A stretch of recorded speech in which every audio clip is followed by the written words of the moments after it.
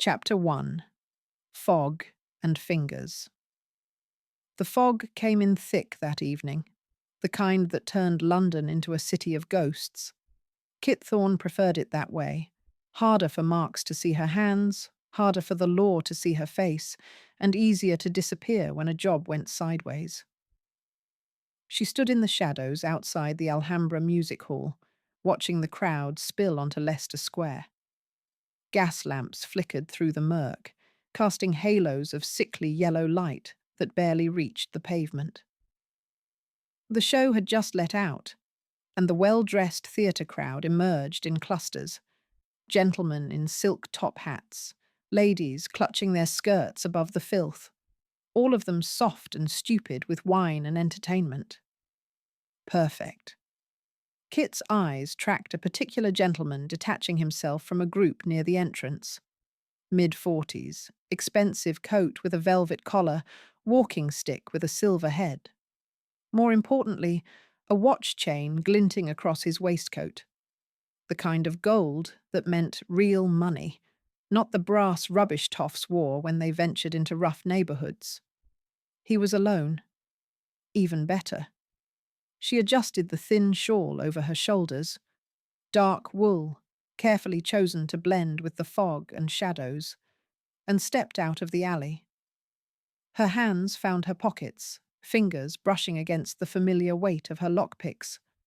The touch steadied her, the way another woman might cross herself before a church.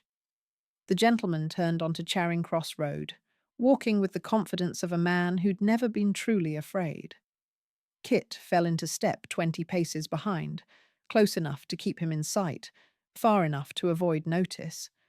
She'd learned to move through crowds the way water moved through cracks, finding the spaces between bodies, slipping through gaps that closed the moment she'd passed.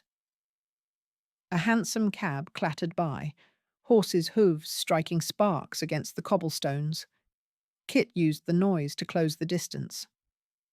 The gentleman paused at the corner, looking for another cab. His hand went to his pocket, patting for his billfold. Now. Kit stumbled into him, catching herself against his arm with a gasp. "Oh, beg your pardon, sir. Didn't see you there." "Quite all right," he said automatically, stepping back. His face showed mild annoyance rather than concern. She'd calculated correctly. A man of his class wouldn't waste energy worrying about a working girl in the fog. "Clumsy of me," Kit murmured, already moving away. "Good evening to you, sir." She melted back into the crowd before he could respond. 3 streets away, tucked into the recessed doorway of a shuttered shop, she examined her take. 1 gold watch on a heavy chain, 1 calfskin billfold containing £3 in notes and some silver, and 1 calling card case in chased silver. Not bad for 10 seconds' work. The watch went into her left pocket. The money she tucked into her bodice. Never keep everything in one place. The calling card case she turned over in her hands, considering. Silver was harder to fence than gold, but the engraving was fine work. Might be worth something to the right buyer.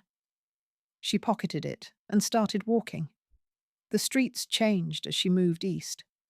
Gas lamps became fewer and farther between. The pavement grew slick with things Kit had learned not to think about too closely. The crowds thinned, then thickened again, but different now. These were her people, the ones who worked through the night because daylight offered nothing worth having. Flower girls called their wares in hoarse voices. A pair of prostitutes negotiated with a sailor outside a gin palace, their painted faces garish in the lamplight. A boy no older than 8 slipped through the shadows, probably running messages for one of the gambling houses.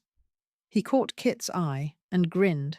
She'd taught him to pick pockets last winter, before the cold had taken his sister.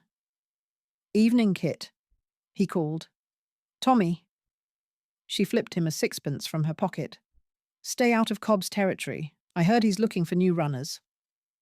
The boy's grin faltered. "Right. Thanks." Silas Cobb. Just thinking the name made Kit's jaw tighten.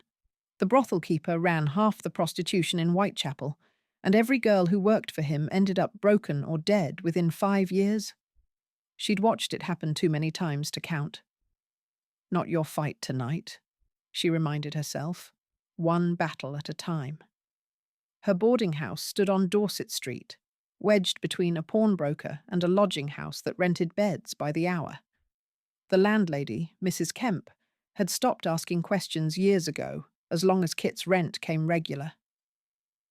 Tonight, the old woman barely looked up from her gin when Kit climbed the stairs to the 3rd floor. Kit's room was small. A narrow bed, a washstand, a single chair, and a trunk that held everything she owned. She locked the door and wedged the chair under the handle. Old habit. The window overlooked the alley below, and she checked it automatically, making sure no one was lurking in the shadows. Only then did she empty her pockets onto the bed. The money went first. She counted it twice. £3, 7 shillings from tonight, added to the £2 she'd already hidden.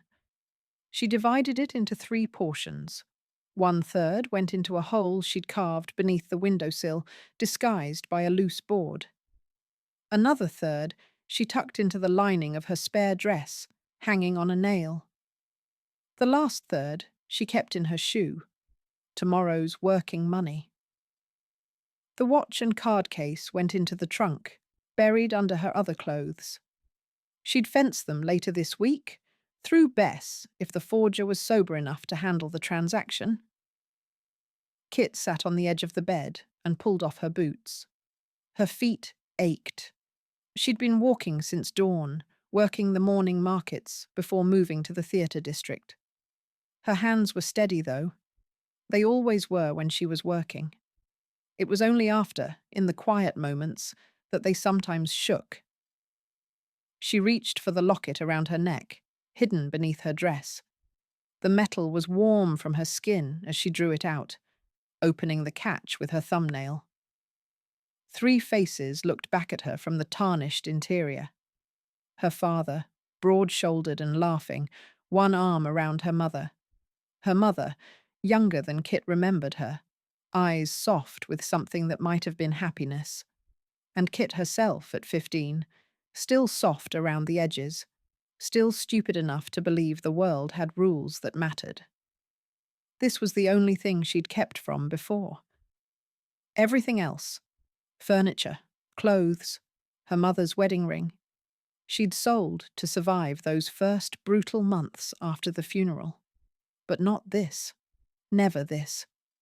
She traced her father's face with one finger. James Thorne, dock worker, dead at 42, crushed between a cargo net and the dock when the rigging accidentally failed. The foreman had called it bad luck. The magistrate had called it an unfortunate accident. Kit had called it murder, loud enough that the police had threatened to arrest her for disturbing the peace. Victor Strand's name had never appeared in any official record. No witness would speak against him. No evidence could be found. Her father had seen something at the docks, something connected to Strand's smuggling operation, and Strand had made sure he couldn't talk. 6 months later, Kit's mother had died of a fever. At least, that's what the death certificate said. Kit knew better. Her mother had died of grief and poverty, worn down by trying to keep them both fed on a seamstress's wages until there was nothing left of her but rage and bones. Kit snapped the locket closed. 8 years. 8 years she'd survived in the rookeries and slums, learning to steal and fight and disappear. 8 years gathering information, making contacts, building the skills she'd need. Strand thought he'd destroyed her family and walked away clean.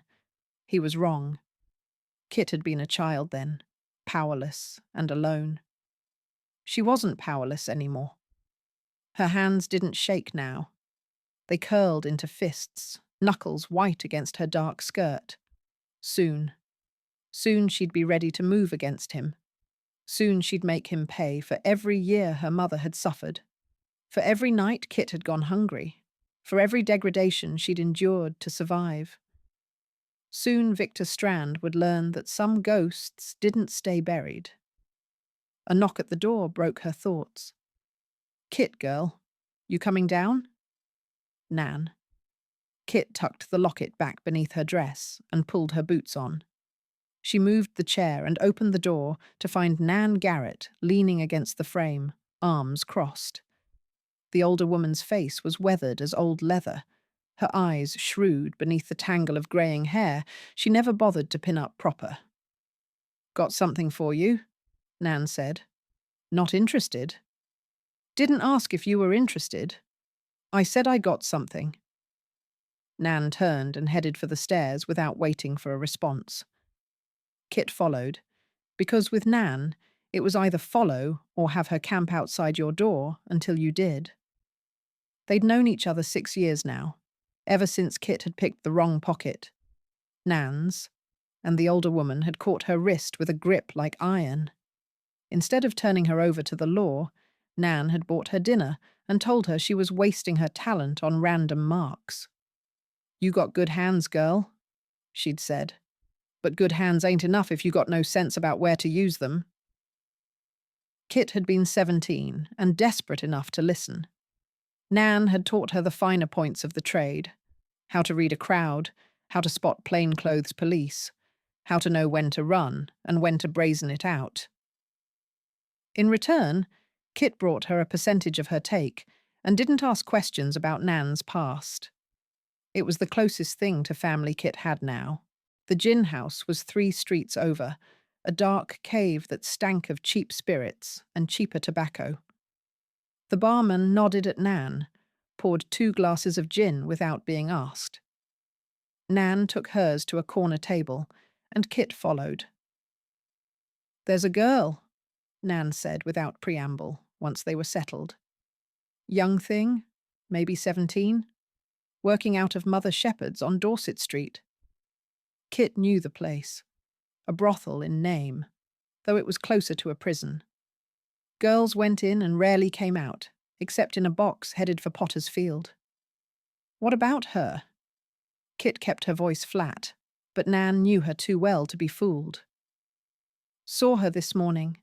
Black eye, split lip, walking like something was broken inside." Nan's fingers drummed against the table. "She's new, still got some life in her eyes. Another month with Shepherd, and that'll be gone." Kit took a drink of gin, using the time to think. She knew what Nan was doing. The older woman had been the one to first suggest Kit use her skills for something beyond survival. "You got the hands and the head for this work," Nan had said. "Might as well use them for something that matters." That had been 2 years ago. Since then, Kit had pulled a dozen girls out of bad situations, forged them papers, gave them money, got them on coaches headed for other cities. It was dangerous, costly, and probably futile in the grand scheme of things. But Nan was right. It mattered. "I'm working something else," Kit said. "Something big. Can't afford distractions." Nan's eyes narrowed. "This about Strand?" Kit's silence was answer enough. "Christ, girl." Nan leaned back, shaking her head. "You're going to get yourself killed." "He's got it coming." "Aye, maybe. But what good's revenge if you're dead?" Nan reached across the table, gripped Kit's wrist. "I ain't saying don't do it. I'm saying don't be stupid about it. And pulling girls out of Shepherd's brothel while you're trying to infiltrate Strand's operation, that's stupid. You're the one who told me about the girl.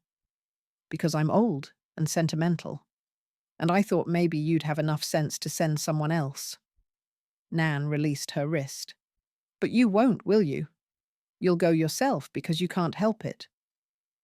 Kit drained her gin. Nan was right, damn her.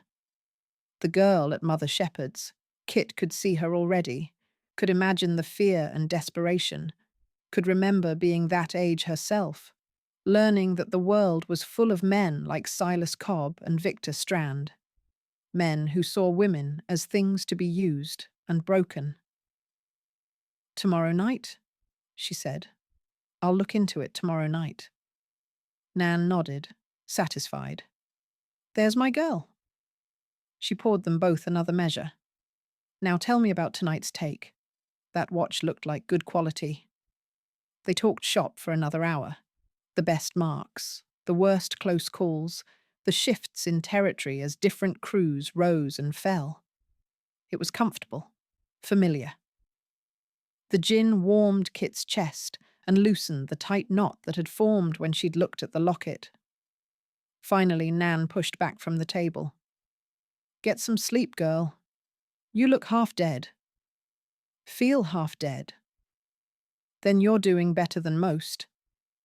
Nan squeezed her shoulder as she passed. "Watch yourself tomorrow." Kit walked back alone through the fog-shrouded streets. The night was deep now, the darkest hours before dawn, when London belonged to creatures like her, the ones who moved through shadows and survived on wit and quick hands. Back in her room, she wedged the chair under the door again and stripped down to her shift. The bed was thin and hard, but she'd slept on worse. She lay in the dark, listening to the sounds of the boarding house settling around her. Footsteps on the stairs, a woman's laughter cut short, the distant wail of a baby that never seemed to stop crying.